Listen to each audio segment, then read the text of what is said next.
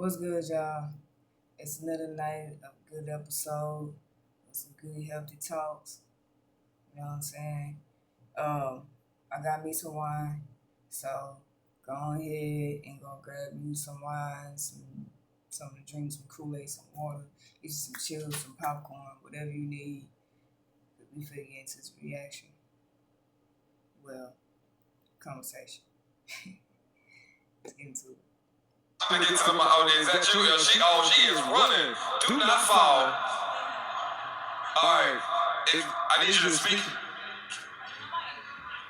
I just had to make sure, niggas be walking up here like, I had a question. No, you didn't. Alright. What's your name? What's your question? Hi, my name is Summer. I think the man that I'm seeing right now is embarrassed of me because of either my ethnic background or potentially the way I look. What is your ethnic background? Is it? I'm Palestinian. Okay. Who are you? What type of person are you? Is he a different ethnicity than you? He is half Persian and half black, but he is also Jewish. He's what? He's also Jewish, That's a which lot. I have not an issue with. But we've been Look. Hold on.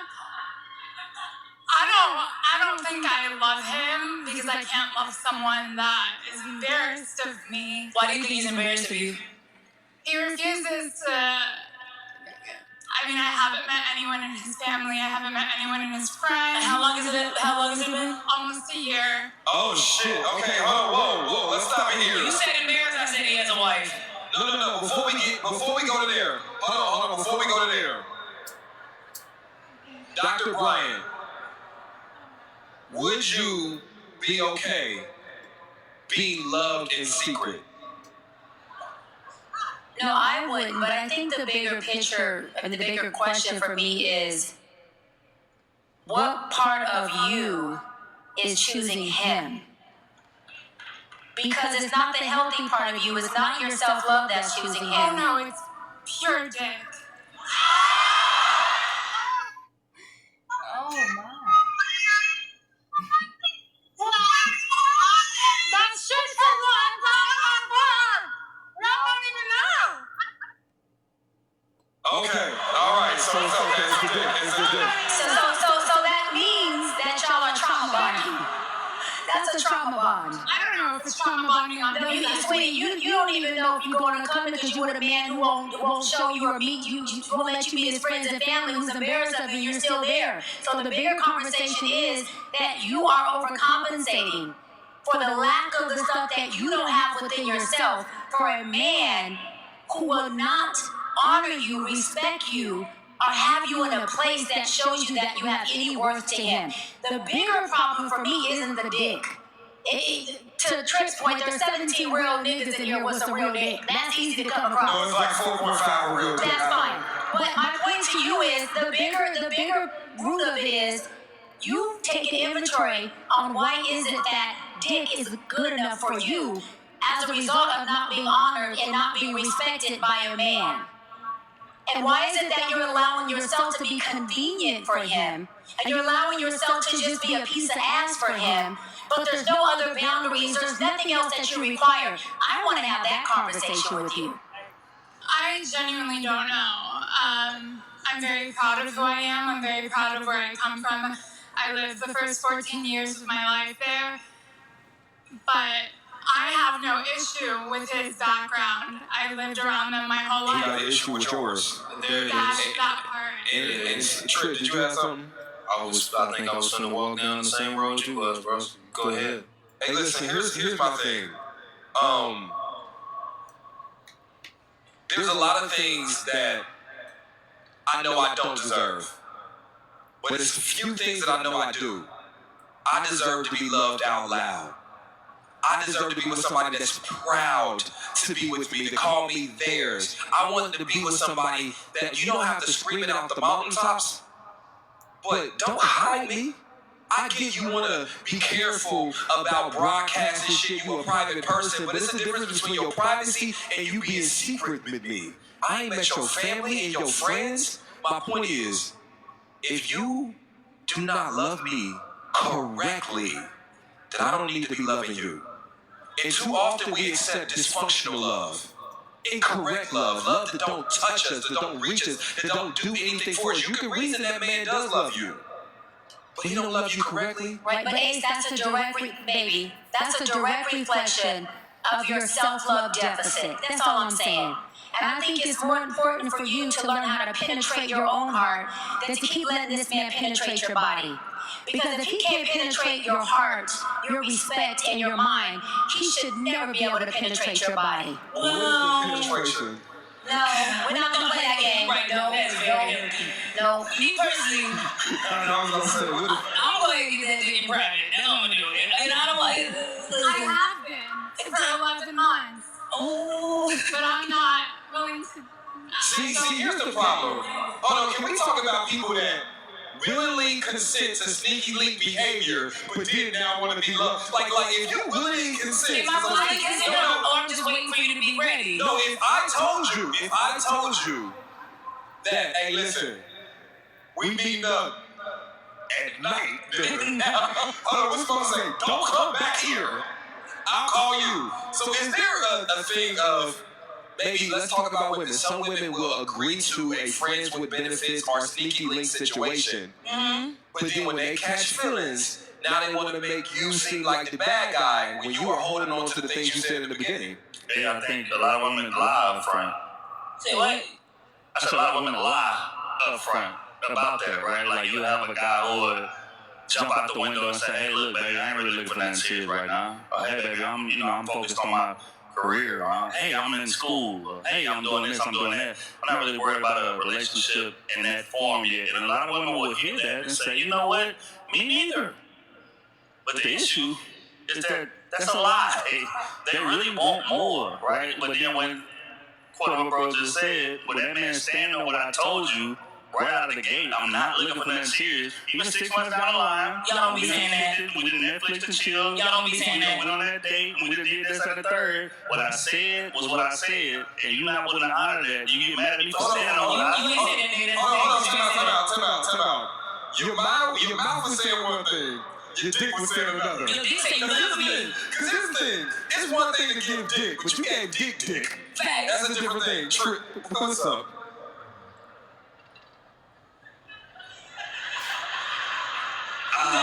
Shit.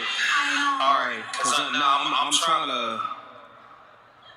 We have two groups that were mentioned that could get niggas canceled in real life, so I actually have to be careful with what I say here. So let me relate this to niggas, because you know we allowed to talk about ourselves all we want with no problems.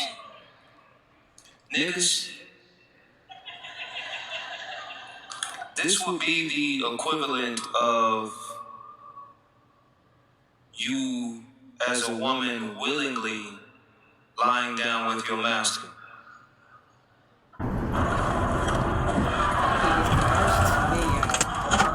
Were you recently injured in a car accident?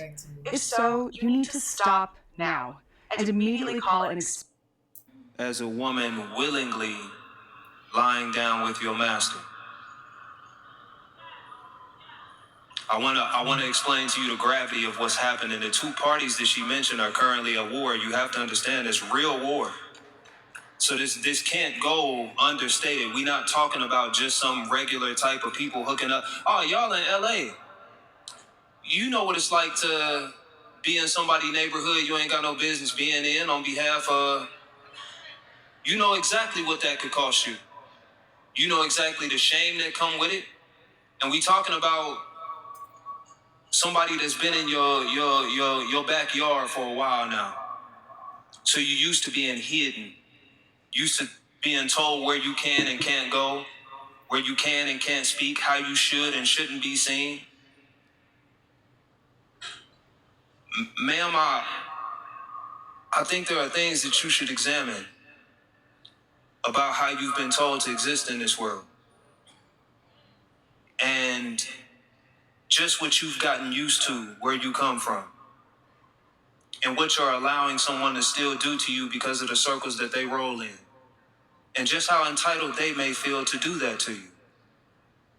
Because this may be just a little bit deeper than you getting dick for the last 11 months. Because it doesn't sound like you were ever satisfied with that arrangement. I wasn't. I wanted a relationship. So with that, there are things that perhaps he has to face in being with you that he's not able to face. And that should say enough for you. And I don't want to make light of what he may have to go through socially. Again, I want to be careful what I say here. But he not willing to face it. And we can see throughout history that there have been plenty of couples who have had to face very hard music because they chose love in a time where it wasn't legal for them to do so. Right now, it ain't even illegal for him to love you. It only requires social castration.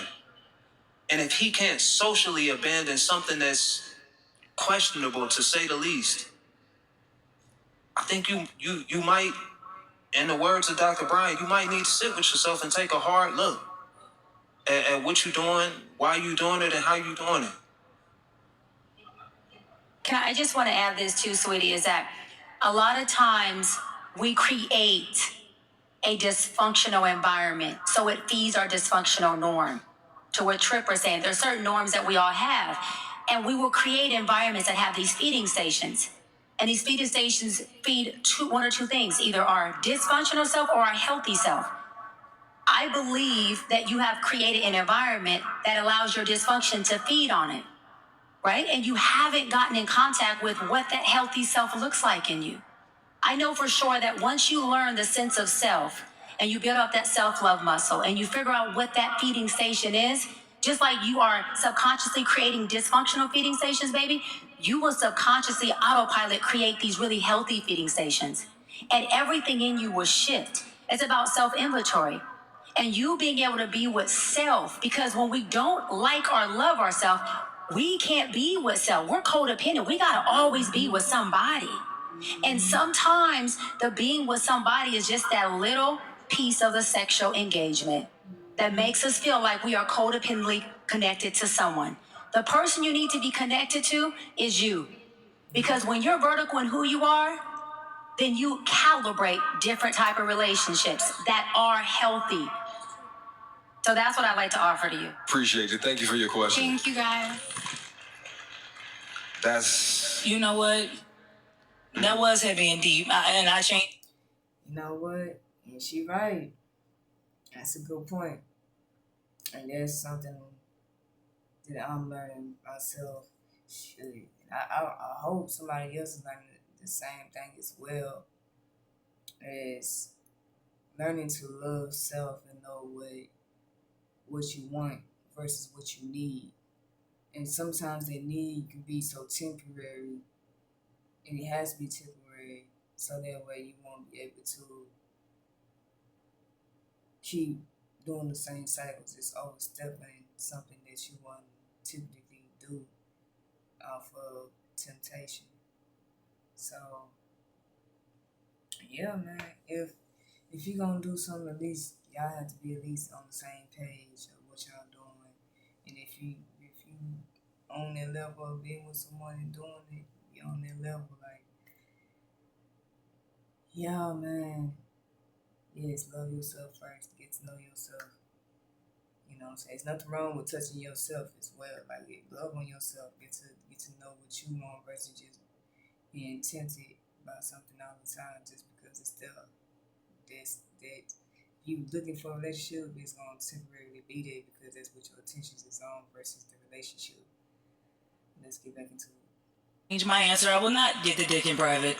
I changed my answer because of what y'all had said. So You that know was what's good. interesting about that, Keita, is oftentimes people love us where we're at, right? And it's hard, though, because once that person gets to loving you and used to loving you where you're at, they can't even see you in another place, right? So if I'm used to loving you in secret and in private, I can't in my head even visualize loving you out loud. But oftentimes when you are that person, what you start to think is, maybe if I give a little bit more of myself, maybe if I sacrifice more, maybe if I give a little bit more of my body, that this man or this woman is going to see me in that light. And oftentimes it's not. Listen, sometimes that man does want to be married, just not to you.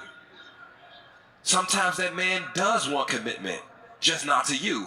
Vice versa, brother. Sometimes that woman want more than just a food date that she using you for. Get the fuck out of And getting drunk before she going over to some real niggas out. Okay. What's your name? What's your question? Hi y'all, I'm C-Pop. How we doing tonight? Hi. So my question is, what is the real beef with a woman who has her own, who not only knows how to be in her feminine with her man, but who craves that? What's the beef? What? I don't eat beef. I don't know about this question because I love that. You know what the question is. It's the question we get a lot. Right. All right, can we just make some space for this real quick? 'Cause I would like to acknowledge, Keita, I'm gonna acknowledge it first. Okay. Thank you, There is a percentage of these niggas that be bums, bro. Thank you. Amen. I'm not gonna say it's a large amount. I don't personally believe that, but frankly, we have to acknowledge there's some bum ass niggas out here. And whether it was, all right. So let me talk about the bum ass nigga for a brief moment. Okay. Because I reflected. Can we, And the bum ass nigga shows what up is differently. bum? You said what? What would you just I'm not talking about bum broke. I'm talking about bum mind. He can't Yes. be Come around on. successful people. So I had to reflect on a bum ass nigga, and I had to relate it to situations that I've been in. Because like you said, you date men, but I've had to examine my friend circle and see that bum ass nigga shows up different amongst male friends than it does in a romantic group. Yes. Right. So it's like it's a certain envy and passive aggression that a bum ass nigga will have around successful men, where it's like he gonna gas you, but it's not support. It's more like I see what you're doing, and I blend in by complimenting what you're doing, but I'm really just, you know what I'm saying? All right, so check me out. As a woman that's successful, it does you there's no benefit in you worrying about the actions of a bum ass nigga. I'm gonna be honest. There's nothing to study. The most you should understand about a bum ass nigga is how to avoid him. Okay. Like the plague. And I'm not saying it's some large percentage, but it's like, look at that man and who he hang with. If his boy's successful, is he proud of him? How does he talk about him? Like, how does he bring up the homies? It's 17 real niggas in here. They'll tell you. They celebrate their man wins like they theirs. When I see my homie with his wife and they out in family pictures and shit like that, I'm all under the pictures. Nigga, put all the flame emojis under this nigga family, bro. The nigga, that's my little nephew. That's my goddaughter. I'm celebrating that because I'm not a jealous nigga. Right. So if my woman come up, we in relationship together. I have no reason to look at that like you got married people on this panel. They'll tell you if my spouse move ahead, we moving ahead. It does that. So this idea of him even separating what y'all accomplishing, that's a person that don't even want to play for the team. And you should take a huge note of that. That it's time to. That's not a red flag. It's time to go. Yeah, I think that like a lot of men like view. Just spray, then play. With Spruce. Pet friendly, weed deadly.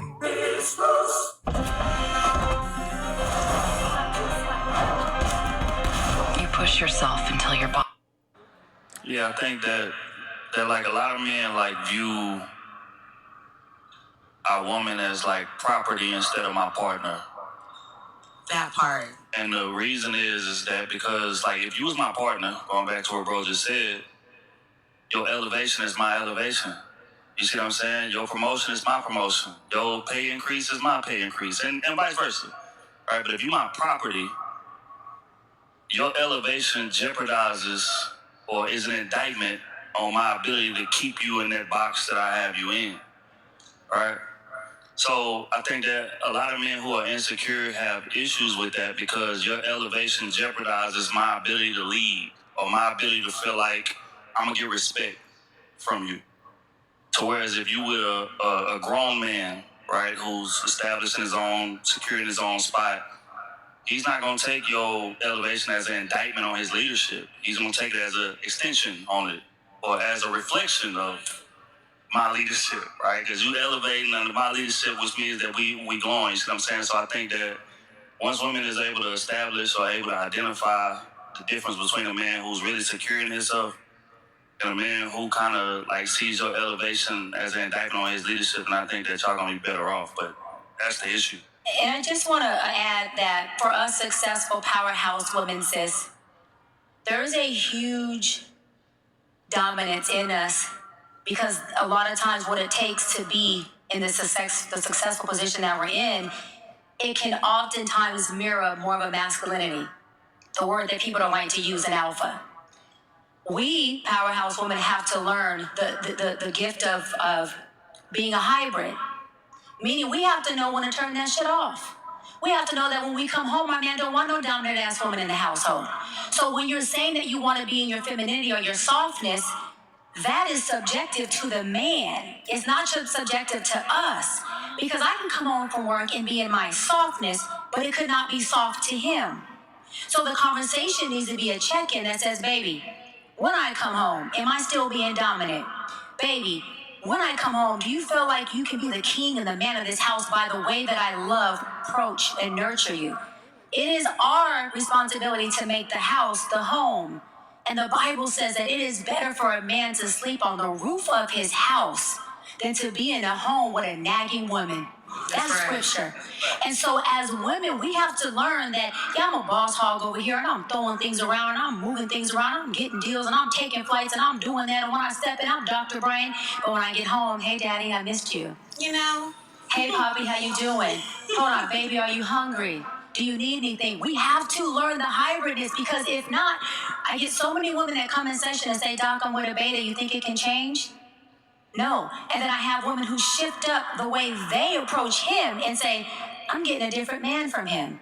Because we set the temperature. We are the thermostat. We have to be very aware when we're being hybrid or when we're not. And we have to make sure our feminine is conducive to him. So I have a slight, I love what you said. I have a slight issue though, because oftentimes I think we confuse, well, I get confused, so maybe it can be cleared up for me. I confuse, or it's being confused that femininity means acting weak. Acting as if you're not competent, acting as if you can't be a leader, acting as if you can't open up the jar of pickles when you know you can, just to make that man feel more like a man. And I would just caution women that you don't necessarily, if you got to do that with a man you're with, then that's not the man you need to be with. But it's so many women that are willing to lose themselves just to gain that nigga. You're willing to say, hey, I know I can lead in this space, and I know that I am probably more qualified here.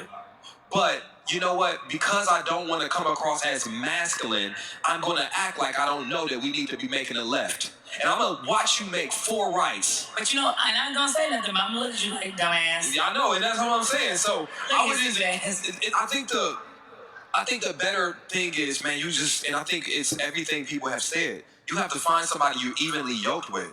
Because here's the thing. In your own right, you're successful, but he in his own right should be successful as well.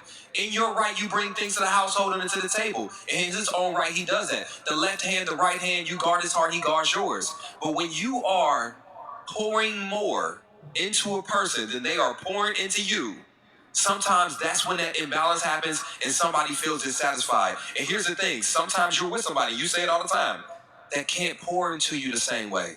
You're a gallon and they're a pint. But I love what you said real quick, so I know we've got to move on. But I love what you said because you mentioned about people in general thinking being feminine is about dumbing down. Being feminine and soft has nothing to do with dumbing down. When you are in your pit, the nucleus of your feminine, you become honey. And as we all know, we get more bees with honey. And so you don't have to come in with your chest out. The other thing we talked about equally yoked, I love that. If a woman comes in and she's in her masculine energy, and you got a man who is actually masculine, because he don't have to be in his energy, men are just masculine by nature. Now you open up the door for competition in the household.